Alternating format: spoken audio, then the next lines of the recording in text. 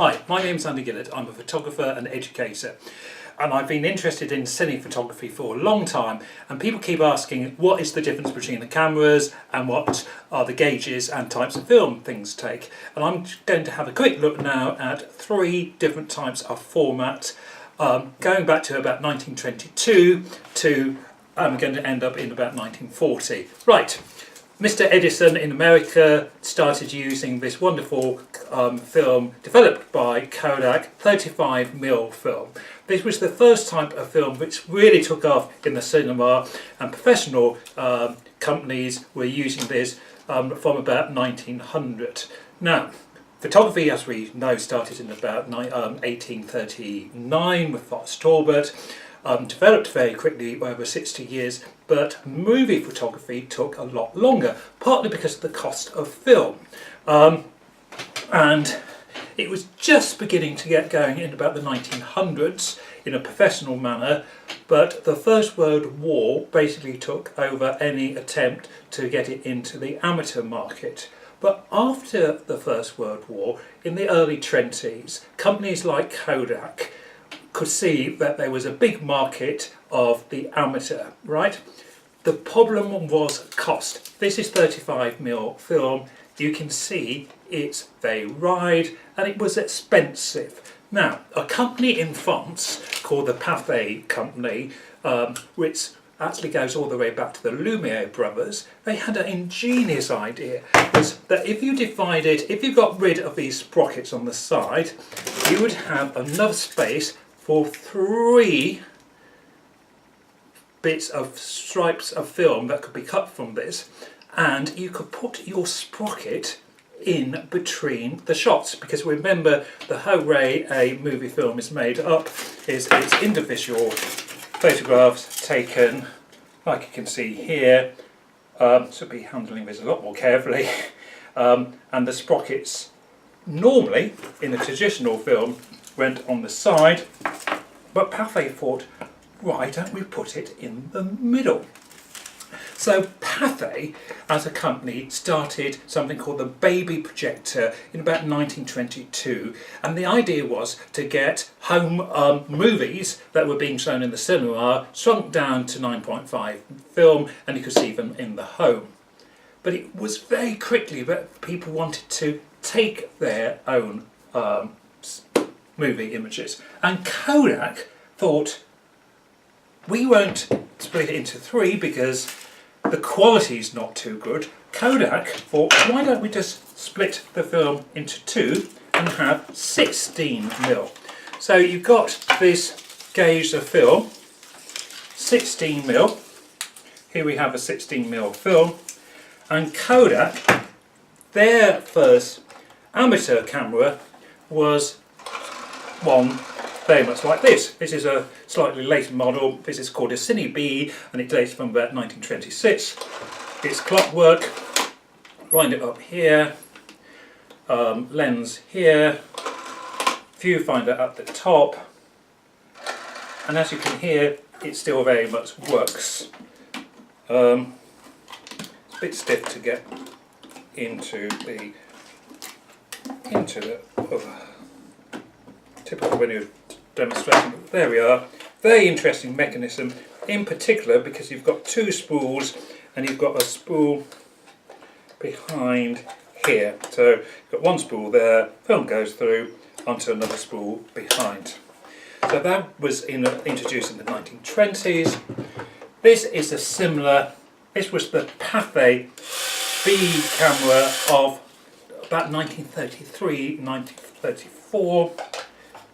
What Pathé did with their film was they put it in a little cassette like this, a little cartridge. So the film went in there, you bought the cartridge, put it in your camera, went off, did your filming. All these cameras we're looking at today are clockwork, and you've got about 2 minutes of film on there. Just a quick look at projectors. This is a Kodak projector which was sold for this camera here. Kodak Cine This one needs a little bit of attention on the difference between 16mm and 16mm and 9.5, as we said, is the sprockets. These sprockets are on the side. Original 16mm had two sets of sprockets, so you've got a sprocket there and a sprocket there. For 9.5, the sprocket is in the middle, and with a 9.5 projector, the spools are slightly different. 9.5 and 16mm, the actual area of the film is almost the same. So Kodak in the 1920s were doing 16mm, Pathé in France were doing 9.5. 9.5 was a lot cheaper than the Kodak film. And it soon became apparent that Pathé sales were outdoing Kodak. And Kodak, very progressive company at the time, saw the amateur market as a key market, because the more cameras you sell, the more films you can sell. But what was putting people off was the cost. So the simple thing was, you still got a relatively good image if you had half the area of the 16mm. So they came up with something called 8mm. 8mm you might have heard of before, because it was a very, very popular gaze right until the 1980s, or with something called Super 8, which we'll look at later.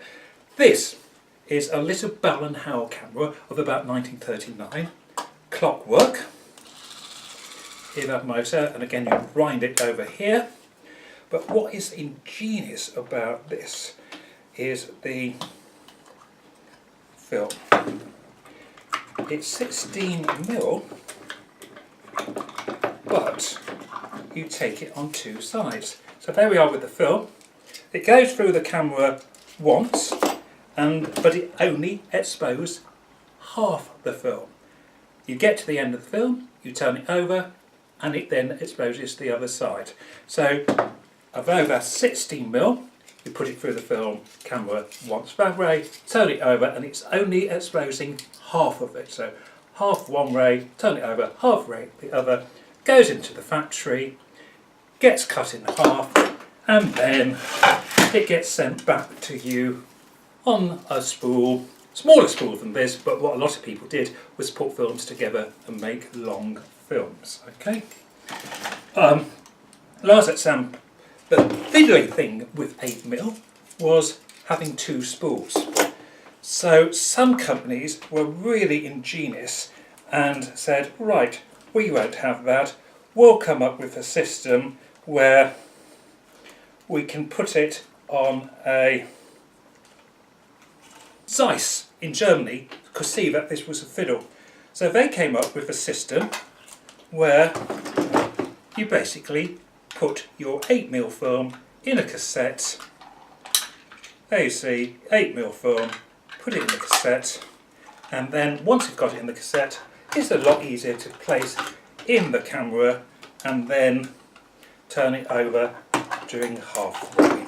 Okay, there you go. So that just pre-war, very nice Zeiss Icon cine camera which took 8mm. So this takes us from about 1922 up to about 1940. And then later we'll talk about what happened next.